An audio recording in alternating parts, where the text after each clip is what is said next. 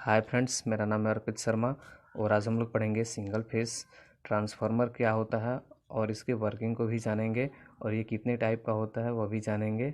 Okay, तो start करते हैं इसके डिफिनीशन से कि सिंगल फेस ट्रांसफार्मर क्या होता है। तो सिंगल फेस ट्रांसफार्मर एक स्टैटिक मशीन होता है जो इलेक्ट्रिकल एनर्जी को एक सर्किट से दूसरे सर्किट में ट्रांसफ़र करता है बिना फ्रीक्वेंसी चेंज किए हुए। ओके,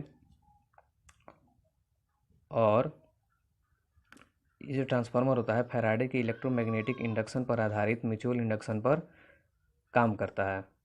इसके अनुसार से जब ट्रांसफार्मर के प्राइमरी वाइंडिंग में सप्लाई देते हैं तो प्राइमरी वाइंडिंग में चेंज इन मैग्नेटिक फ्लक्स उत्पन्न होता है।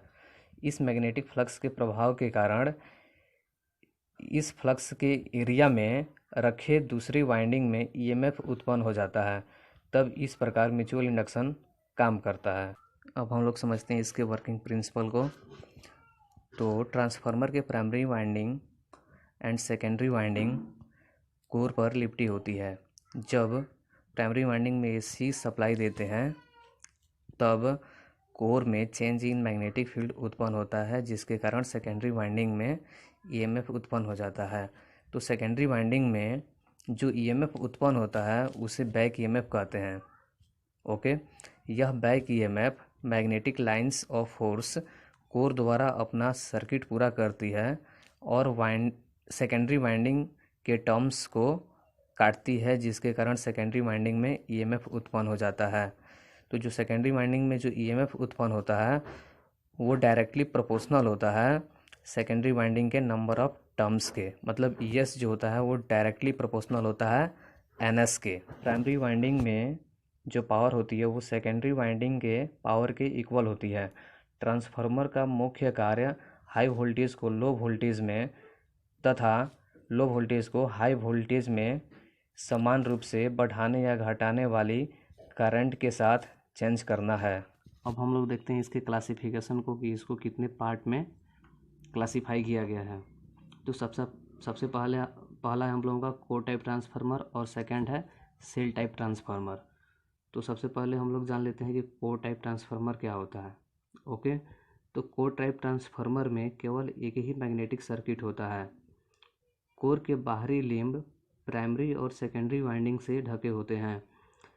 कोर ट्रांसफार्मर की कोर सिलिकॉन स्टील की बनी होती है।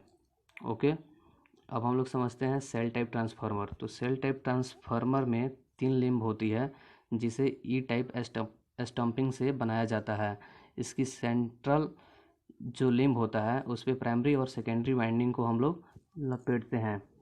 इसके मैग्नेटिक सर्किट में 2 पाथ होते हैं। सेल टाइप ट्रांसफार्मर कम वोल्टेज वाली और अधिक आउटपुट के लिए यूज़ किया जाता है और इसमें लीकेज फ्लक्स का जो मान होता है वो कम होता है। जो क्लासिफिकेशन है ये इसके बनावट के बेस पर था, जो कि हम लोगों का एक था कोर टाइप और सेल टाइप। अब हम लोग देखते हैं इसके वोल्टेज के आधार पर। ओके, तो वोल्टेज के आधार पर इसको 2 पार्ट में डिवाइड किया गया है। एक है स्टेप अप ट्रांसफार्मर और दूसरा है स्टेप डाउन ट्रांसफार्मर। सबसे पहले हम लोग जान लेते हैं स्टेप अप ट्रांसफार्मर क्या होता है। स्टेप अप ट्रांसफार्मर में जो कोर पे जो हम लोगों की प्राइमरी साइड में जो वाइंडिंग जो हम लोगों की लपेटी होती है वो कम होती है और सेकेंडरी साइड में जो इसकी जो वाइंडिंग होती है वो ज़्यादा होती है। मतलब जो एनपी जो होता है, मतलब प्राइमरी नंबर ऑफ टर्म्स जो होता है वो सेकेंडरी साइड के नंबर ऑफ टर्म्स से ज़्यादा होता है, इसीलिए हम लोग इसको स्टेप अप ट्रांसफार्मर बोलते हैं। अब हम लोग समझते हैं स्टेप डाउन ट्रांसफार्मर।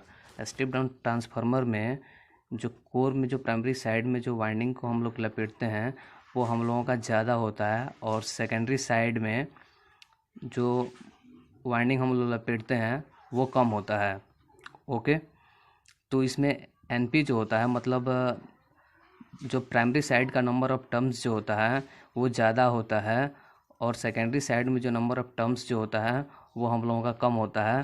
अब हम लोग देखते हैं इसके पावर के आधार पर क्लासिफिकेशन की इसको कितने टाइप में क्लासिफाई किया गया है। ओके, तो फर्स्ट है हम लोगों का पावर ट्रांसफार्मर और सेकंड है हम लोगों का डिस्ट्रीब्यूशन ट्रांसफार्मर। तो सबसे पहले हम लोग देख लेते हैं कि पावर ट्रांसफार्मर क्या होता है। तो पावर ट्रांसफार्मर का सामान्य जो रेटिंग होता है वो 200 kVA से अधिक रेटिंग का होता है। ओके, इस ट्रांसफार्मर का यूज़ उत्पादन मतलब जनरेशन पॉइंट पे किया जाता है या तो ट्रांसमिशन लाइन के स्टार्टिंग एंड पे इसका इंस्टॉलेशन हम लोग करते हैं। ये ट्रांसफार्मर वोल्टेज को स्टेप अप या स्टेप डाउन करने के लिए हम लोग यूज़ करते हैं। पावर ट्रांसफार्मर को फुल लोड पर अत्यधिक दक्षता के लिए डिज़ाइन किया जाता है।